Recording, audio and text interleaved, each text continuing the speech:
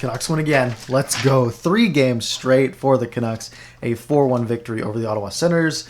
A clean sweep. The first sweep that we've seen the Canucks be a part of here in this season so far. Canucks come into this one 4-5 against the Senators on a 6-game losing streak at 1-5-1. Holtby versus Matt Murray. You know, Brock Boeser's looking at Matt Murray thinking he might get something done, and boy did he.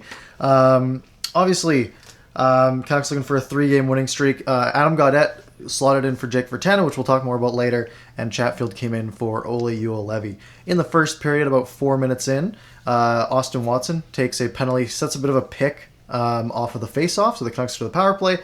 Minute and a half into that power play, it started out a little bit messy. The first minute, that power play got nothing done, but Brock Boeser gets the puck behind the net. Sens are thinking that this might go into the bumper spot for Horvat. Brock just does a little cut, sort of, you get your skates like this and you can sort of cut your way around the net and gets Murray moving across and then takes a quick shot short side to make it 1-0.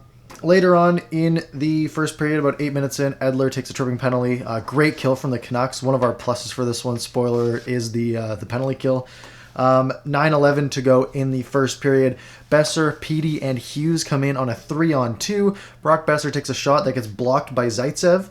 Pettersson picks it up and beats Matt Murray, who bit on the Boeser shot, so works out perfectly for the Canucks. 2-0 after one. Shots were 11-10 for Ottawa.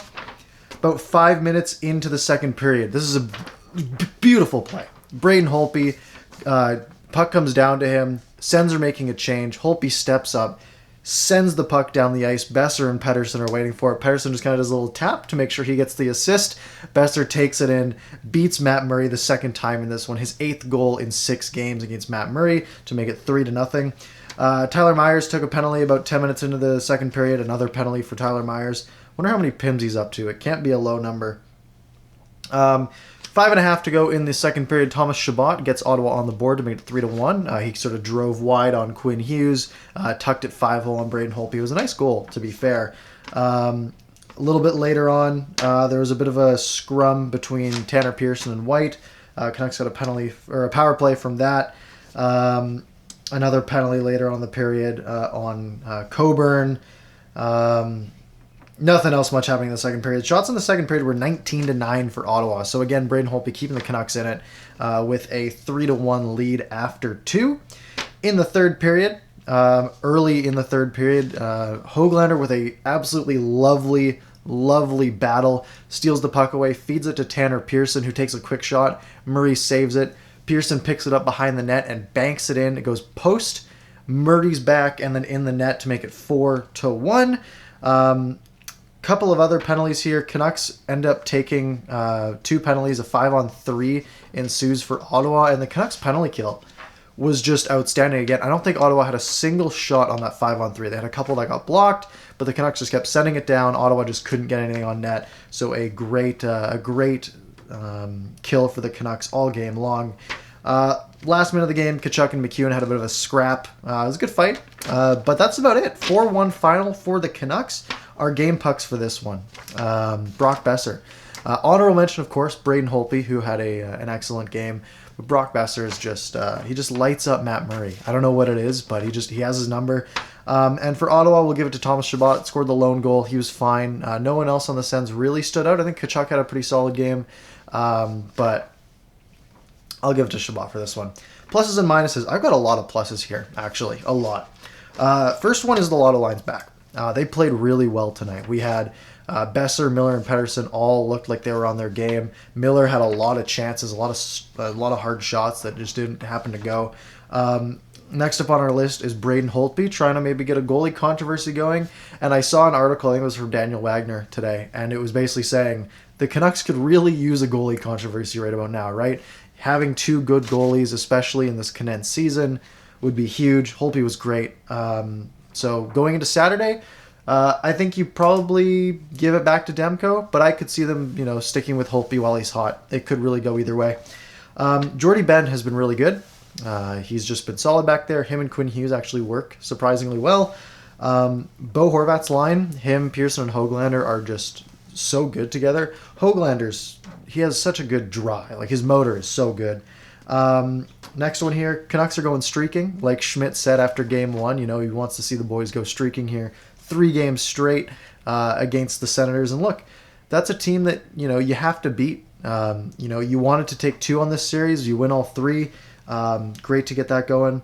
Penalty kill went 4 for 4. They were perfect all night. Toronto beat Edmonton in regulation. What this does is this makes Edmonton, I think they're like 3-6 now. So the Canucks are now 4 points up on Edmonton. Edmonton only has 1 game in hand. So getting a bit of a gap there. Of course, the Canucks just played 3 games against Ottawa, but, you know, hopefully they can keep this going. On to the minuses. Tyler Myers went to the penalty box again. He needs to stop taking penalties. Like, how do you take so many penalties? Still too many shots against. I don't know what the number was. It was 30 shots for Ottawa after 2. Probably something like high 30s, maybe up to 40. I think it was like 38 maybe. Still too many shots allowed. Holtby again was great. Virtanen didn't play.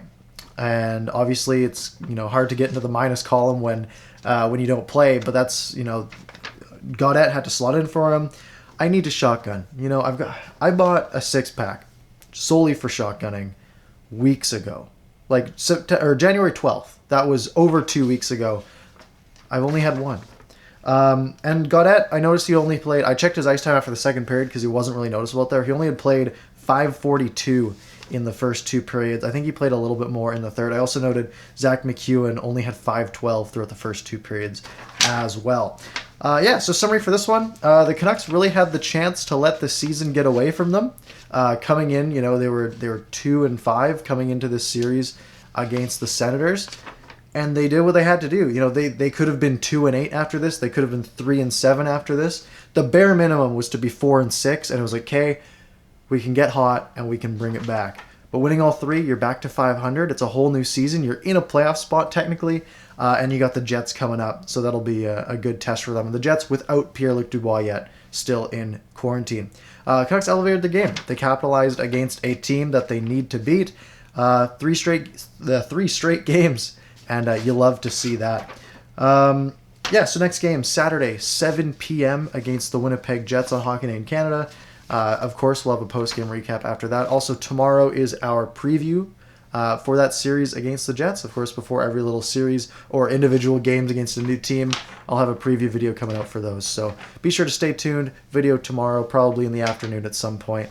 Other than that, I hope you have a great night. Go Canucks go, and I'll see you tomorrow.